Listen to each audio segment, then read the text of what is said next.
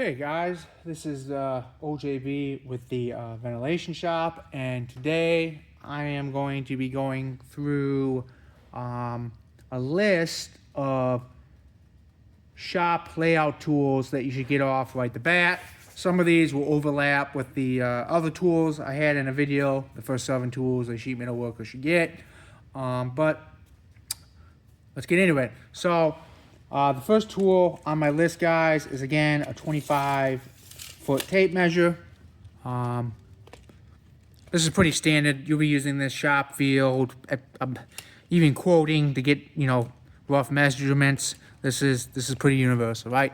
So first tool on the list, 25-foot tape. The second tool on the list, guys, is a tinner's hammer. Okay, again, this is pretty universal. Fabrication, installation, you will be using a hammer. So that's the second tool I would recommend, or really it's required, getting. Let's look at something different. We have a combination square. This is a very good tool for layout. Use it sometimes in the field. This one's a little beat up. It's seen some battles. But this is very good for laying out. You can, put on a piece of metal, square it up, stuff of that nature. So this is definitely, these would be my top 3. But like I said, really all of these should be required for different scenarios that you'll run into. The next thing on layout, fabrication, or dividers. I have 2 dividers. Dividers are used to mark arcs, make circles. Sometimes people set them at a particular length and use them to lay out holes, like the location of holes. I recommend having 2, a small one and a big one. This is a 10-inch and this is a 6-inch. That's how wide they open. Really, really important for anything that has round, an arc in it. These are important. So definitely, really you only need 1, but I recommend 2 because there are some times you will need a second one and you don't want to keep changing the one you have back and forth. So dividers. Okay. Next tool I got here is a pop rivet gun. Of all the tools here, I use this probably, I want to say the least. I'm not saying it's unimportant. I use it probably once, twice a week, but it's very sparingly. We'll have a video on pop rivets. But yes, I would get a pop rivet gun. Menards, Home Depot, any of them will have it.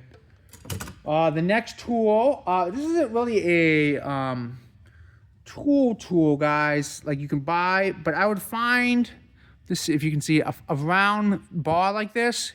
I don't care if it's scrap or basically what this is for, guys, is sometimes you want to flatten pop rivets. So you'll take this, you'll set it on the pop rivet, and you'll hammer it down. I'll have a simple demonstration video for this later, either next week or so. But that I recommend having a little bar like this just to hammer down rivets or any edge you need to make flat. Another really important shop tool, guys, is a protractor. This is a way you can find angles. I use this both for measuring. Sometimes I have to measure. Sometimes I am required to replicate some very unique fittings, and you need a protractor sometimes to figure out the angle. Sometimes it's really weird angles, like 65 degrees or 40 degrees. Like, it's not always, the standards. So this is a very, very important tool. You also will use this in the field too. Sometimes you will have elbows and you need to they ain't 90 and they ain't 45. So you got to figure out what they are. So protractor. I've talked about this tool before, but you really need a utility knife. I use this shop, field, lots of places. Even take it home and use it for a variety of reasons. This is a really basic and important tool you will need. Even if it's just to cut off duct tape or packaging, sometimes we get material, it's in cardboard boxes, they're taped, they're pretty solidly shut. This is just a very good tool to have. The next tool is a Scriber. This is a sheet metal scriber. You set it to a particular length, and then, you know, you scribe it on the metal, and it leaves, I'm not sure if you can see it on the camera here, but it leaves a line. It's a very, very important tool for layout and fabrication. Again, I use this sometimes in the field, or not, it's rare, but there are times where I need this in the field, maybe to lay out a hole. I gotta line up. Next tool here. This is called a Rivet Set. Believe it or not, I don't use this for rivets though. For Pittsburgh, this is a really good tool to knock the 1/4 inch single into the lock. I'll have a video on this. I know if you're new to this, that statement might not make sense, but this is a very good tool to knock, like I said, to knock a 1/4 inch single into a Pittsburgh lock, okay? Very, very good. So it's called a Rivet Set, but like I said, I don't really use it for setting rivets. Again, I'll have a video in the future on what I use this for. Next tool on this my list here is hand seamers. This definitely use this in the field in the shop. This is where you got to kink things a little bit, maybe flatten them out. Very, very important tool. Again, all these tools are very important. I'm going to say they're all required. Nothing here is recommended. They are pretty much all required because you will run into different situations where you need different tools. So, these are hand seamers. The next tool is a straight and a Phillips screwdriver. I use this to punch holes. You can take out screws.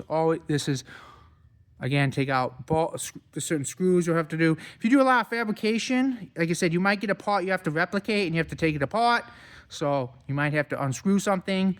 Again, in the field, you'll be using this. You know, you might have to take off a cover. There's lots, very universal. Shop, field, these are definitely, if you don't have these, like of all this, go buy these. These are pretty simple to get. You can find them anywhere. I get Husky. So these are, again, straight screwdriver, Phillips screwdriver. The next thing on my list is a circumference tape. What makes the difference between a circumference tape and a regular tape? As you can see, when I try to make a circle with this, it gets all kinked, right? It's hard. This, because it's so thin, like you can wrap it around your finger. You see what I mean? And you can get the circumference. I would recommend, this is a 6-foot, get a 10-footer if you can. Stanley makes them. 6-footers are a little too short for a lot of things, as I found out. I actually got this one in a jam because, just a heads up, these break pretty easily, guys. These tapes, I've had to take them into the field to measure stuff like round that's in the field, and they've gotten snagged and stuff, and they break pretty easily. So I would get 2 of these just to have one an extra. They break. Next is, now I've talked about this before, red and green snips. In fabrication, you will definitely be using these, okay? But they are used in almost every, even if you do burn table, layout, whatever your methods are, you will be using these, right? I've actually had stuff burned out that I had to put some notches into because they didn't put them in, but it's a story for another time. But yes, you'll use these field, shop, everywhere. I have Vise. These are the ones I get. So greens, reds. The next tool, again, I've talked about this before. I have a video just on this, Vise Grip.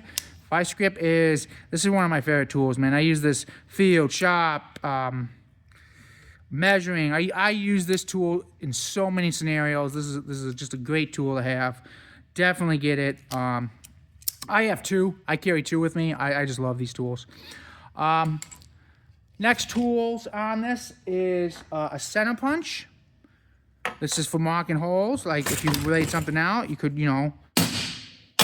And then this is a scribe. Like, let me just show you what you would use it for. You know what I mean?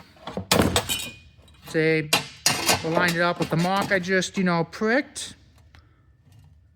See it right there? I know it's kind of hard to see on the video. Make sure it's nice and square. Now it draws a line in it. You got a straight line. See if you can. There's the prick mark, and then I'm not sure if you can see the line. Yeah, it's kind of hard to see on the camera. But that very important layout tool. Definitely get it. I want to say this. This is not a punch. If you punch with this enough times, you will eventually dull the point. Okay. This is why you use a center punch to punch, and this to scribe. And then the last tool on the list. Let me just grab it quickly here. Oh, there you go. There it is. So I almost forgot about this. A dolly. A dolly is an important tool. If you're trying to straighten something out, you might put it on the back and hammer it. But let's just say this had a kink in it. It doesn't have a kink, and you wanted to get it out. You might put it on the back and lightly hammer it with a wood mallet, or could be this if it's really dented in. Very important. Dollies are just basically a chunk of steel, guys. You bar stock, scrap, just a chunk of steel you can put behind something and hammer it. All right, guys. So that's pretty much the shop tools I would recommend you getting if you're interested and want to do a lot of shop work. Again, you will be using these in the field too. Don't think these are just shop tools, but for this video, I just wanted to concentrate on good basic foundation of shop tools. There's other tools you will get as you go on. Like I have wrenches, I have sockets, I have, we have drills, unishears. There's just a lot of tools, guys. But this is a good, okay, I'm serious. I want to get into the fabrication side of things. This is a good starter set, is what I'm saying, okay? And then you will add, or maybe even subtract, depending on the needs and what you are making and fabricating on a regular basis. All right, guys. So I hope this video helps. I will leave a list of tools that I've covered in this video in the description. So if you're not sure what was on this list, you can just go read that and you'll have it. So anyways, guys, hope this video helps, and I will see you on the next training video.